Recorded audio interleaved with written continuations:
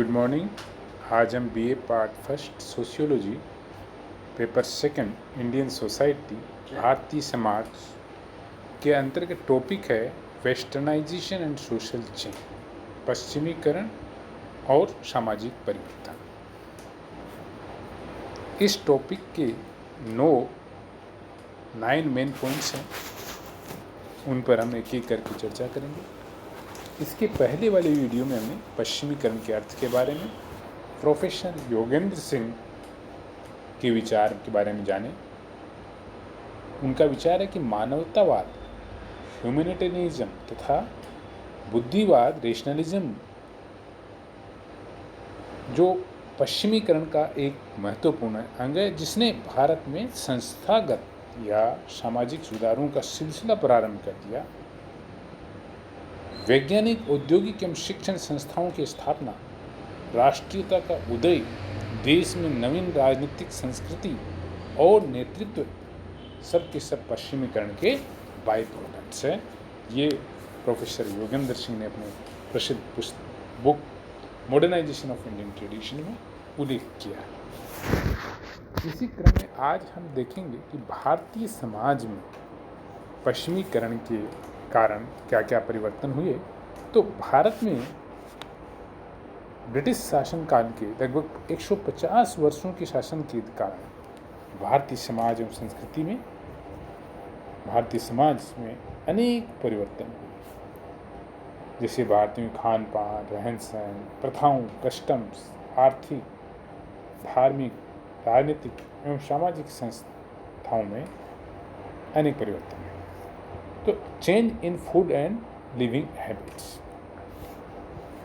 अंग्रेजों के संपर्क के कारण भारतीयों की खान पान एवं रहन सहन में कई परिवर्तन आए। परंपरात्मक व्यवस्था में ब्राह्मण एवं उच्च वर्ग के व्यक्ति शाकाहारी थे। वे मांस एवं मदिरा का सेवन नहीं करते थे। कई प्रकार के कंदमूलों जैसे आलू, लहसुन, प्याज, चुकंदर आदि का भी प्रयोग नहीं करते थे। भोजन करने से पूर्व स्नान किया जाता था और आंगन को लीप कर शुद्ध करके शुद्ध वस्त्र पहनकर भोजन किया जाता था। किंतु अंग्रेजी प्रभाव के कारण अब सभी जातियों के व्यक्ति मांस, मदिरा व अंडे आदि का सेवन करने लगे और सभी प्रकार के कंदमूल जैसे आलू, लहसुन, प्याज, चुकंदर आदि का भी अपने खाद्य पदार्थ में प्रयोग करने लगे। अब भोजन से पूर्व स्नान करना और शुद्ध वस्त्र धारण करना आवश्यक नहीं समझा जाता। अब भोजन करते समय जूते उतारना आवश्यक नहीं माना जाता। होटल व जलपान गृहों में बना भोजन, चाय, कॉफ़ी, बिस्किट, केक, आइसक्रीम, मिठाई, नमकीन आदि का भी अब लोग सेवन करने लगे। अब लोग धोती व कुर्ते के स्थान पर pant, coat, shirt, tie, hat आदि का प्रयोग करने लगी। स्त्रियां लहंगा के स्थान पर जीन्स, मैक्सी, गाउन, टॉपलेस वस्त्र धारण करने लगे। जूडे एवं बॉब कट बाल रखने लगे। तो ये एक प्रकार से भारतीय समाज में हमें दिन प्रतिदिन परिवर्तन देखने को कहीं भी मिल जाता है। दूसरा महत्वपूर्ण पॉइंट है change in social life and institution. Bharatiya Samaj में और संस्थाओं में जो परिवर्तन हुए उसके 3-4 मुख्य पॉइंट है, जिसमें जाति प्रथा में क्या परिवर्तन हुआ, कास्ट सिस्टम में, मैरिज सिस्टम, विवाह में क्या परिवर्तन हुआ पश्चिमीकरण के कारण, और परिवार में परिवर्तन, स्त्रियों की स्थिति में, स्टेटस ऑफ वुमेन में क्या परिवर्तन हुआ, इसके बारे में चर्चा करें।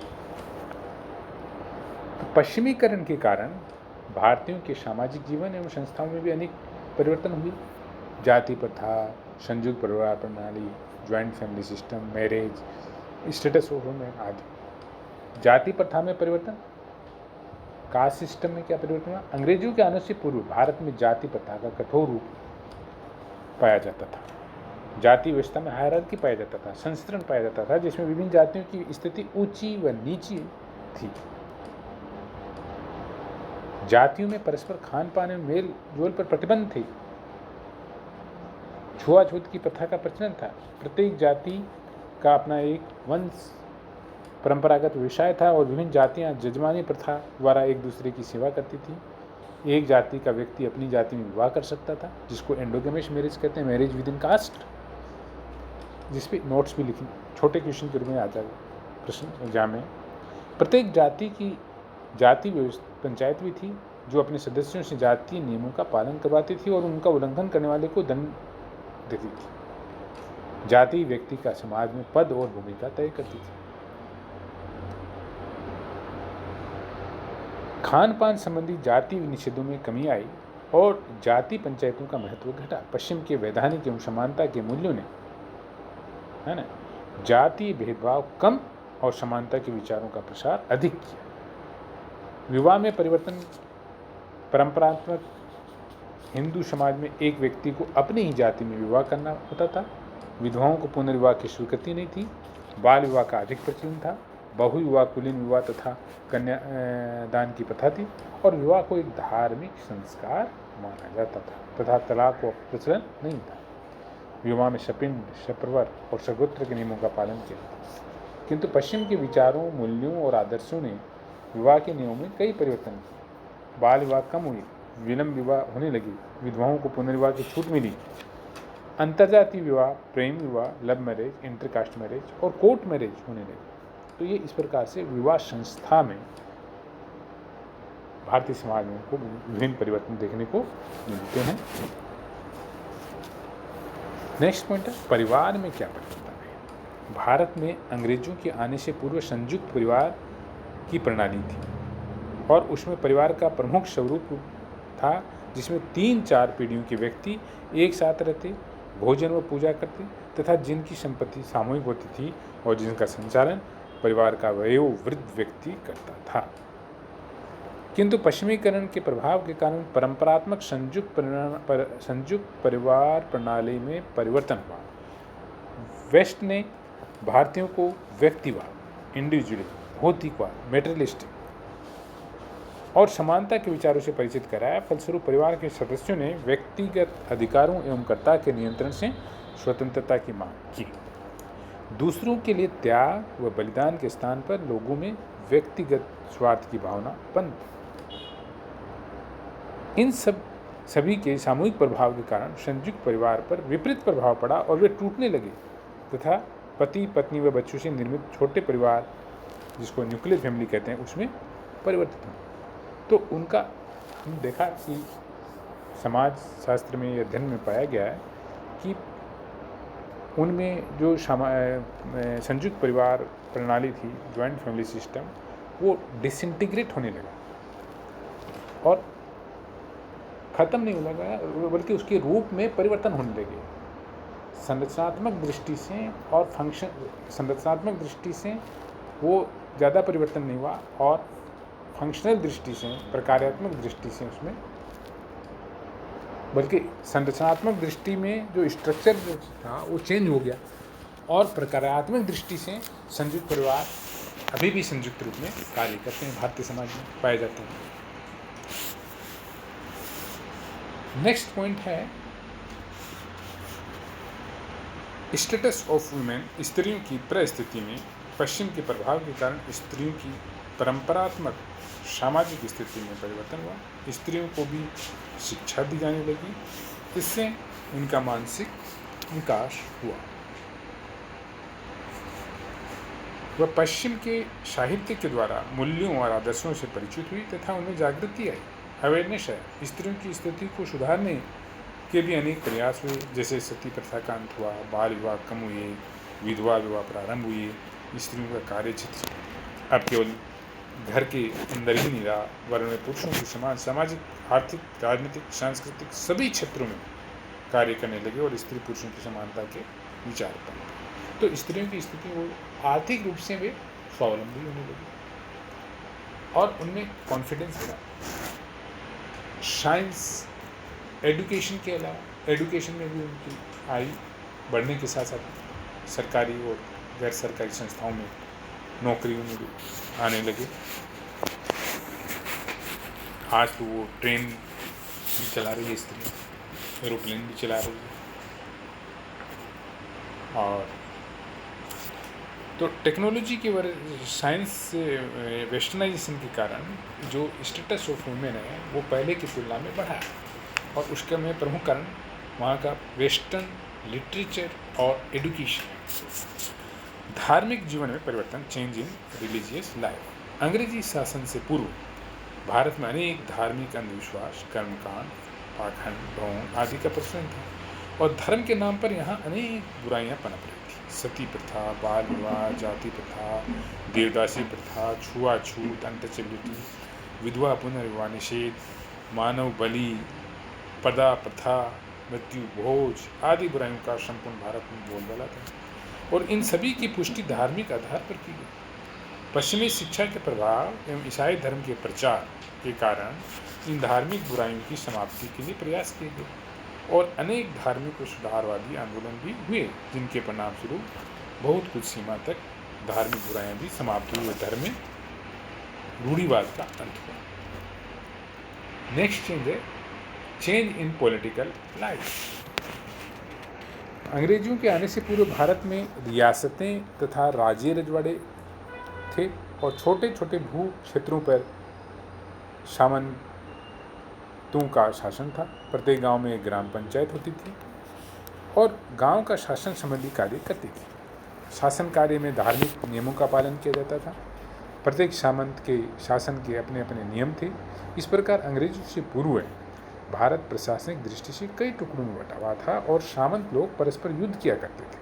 किंतु जब भारत में अंग्रेजों का राज्य स्थापित हुआ तो उन्होंने पंचायतों के अधिकार छीन लिए, शासन में धार्मिक सिद्धांतों का बहिष्कार किया तथा संपूर्ण भारत को एक राजनीतिक सत्ता के अधीन संगठित किया। देश के विभिन्न भागों में प्रचलित कानूनों को संहिताबद्ध करवाया और एक समान न्याय व्यवस्था लागू की। सारे देश के लिए पुलिस एवं फौज की व्यवस्था की गई। यातायात एवं संचार के नवीन साधनों के कारण प्रशासन का कार्य सरल हो गया। संदेश वाहन व यातायात के नवीन साधनों, नई शिक्षा प्रणाली, प्रेस व अखबार एवं विदेशों से संपर्क के कारण भारतीयों में राष्ट्रीयता की भावना, नेशनलिज्म की भावना एवं राजनीतिक जागृति उत्पन्न हुई। भारत के विभिन्न क्षेत्रों में निवास करने वाले लोग अपने धर्म, जाति, प्रजाति एवं प्रांतीय भेदभाव भुलाकर संगठित हुए और भारत से अंग्रेजों को खदेड़ दिया और अंत में भारत को अंग्रेजों से आज़ादी प्राप्त हुई। साहित्य के क्षेत्र में परिवर्तन, changes in the field of literature.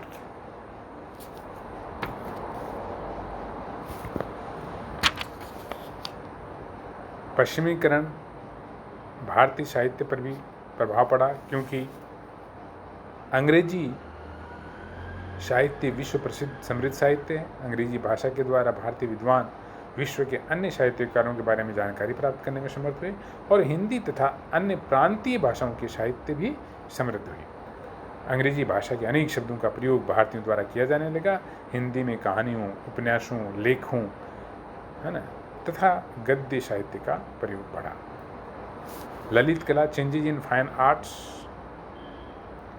Lalit कला के क्षेत्र में पश्चिमी संस्कृति का प्रभाव पड़ा। स्थापत्य कला, अंग्रेजी द्वारा भारत के प्रमुख नगरों में भवन निर्माण का कार्य करवाया गया, जिसमें गांधिक, रोमन तथा विक्टोरिया युग की स्थापत्य कला का सम्मिश्रण प्राप्त है। गांधी नहीं, गाथिक चित्रकला, पेंटिंग। ब्रिटिश शासकों ने भारत में शिक्षा के साथ साथ कला केंद्रों की भी स्थापना की, जहाँ पश्चिमी परंपराओं के अनुसार ड्राइंग, मॉडल व चित्र आदि बनने का प्रशिक्षण भी दिया जाने लगा। इसका प्रभाव भारतीय चित्रकला पर पड़ा। चित्रकला के क्षेत्र में अवेयरनेस हुआ। शिक्षा के क्षेत्र में परिवर्तन, changes in the field of education. परंपरागत भारत में या परंपरात्मक भारत में शिक्षा की गुरुकुल प्रणाली प्रचलित थी। शिक्षा सभी लोगों के लिए उपलब्ध नहीं थी, वरन एक विशेष जाति ब्राह्मणों तक ही सीमित थी। अन्य लोग अपने जाति व्यवसाय की ही शिक्षा ग्रहण करते थे और वह भी अपने परिवार में ही। किंतु जब अंग्रेज भारत में आए तो उन्हें राजकाज चलाने के लिए अंग्रेजी पढ़े लिखे बाबुओं की आवश्यकता महसूस हुई और उन्होंने अंग्रेजी शिक्षण संस्थाएं स्थापित की। अंग्रेजों ने यहाँ सार्वभौमिक शिक्षा प्रणाली प्रारंभ की। अब सभी वर्गों एवं जातियों के व्यक्ति अंग्रेजी शिक्षा प्राप्त करने लगे। इससे शिक्षा का प्रचार हुआ। अंग्रेजी शिक्षा प्राप्त व्यक्तियों को गवर्नमेंट सर्विस में प्राथमिकता दी गई। इस शिक्षा में उदारवाद, धर्मनिरपेक्षवाद, विज्ञानवाद, प्रजातंत्र, डेमोक्रेसी, समानता, इक्वलिटी और फ्रीडम, स्वतंत्रता के आदर्श निहित थे। अतः इस शिक्षा को ग्रहण करने के बाद भारतीयों के विचारों, आदर्शों, मूल्यों एवं जीवन शैली में परिवर्तन आया। Changes in the field of economy. आर्थिक क्षेत्र में परिवर्तन। अंग्रेजों के भारत में आने से पहले भारतीय अर्थव्यवस्था एक ग्रामीण अर्थव्यवस्था थी जो कृषि एवं कुटीर व्यवसायों पर आधारित थी। प्रत्येक गांव लगभग एक स्वतंत्र आत्मनिर्भर इकाई का था। गांव में उत्पादन स्थानीय आवश्यकताओं के अनुसार ही होता था। साप्ताहिक हाट एवं बाजारों या मेलों के अवसर पर आसपास के लोग अपने द्वारा उत्पादित वस्तुओं को बेचते थे।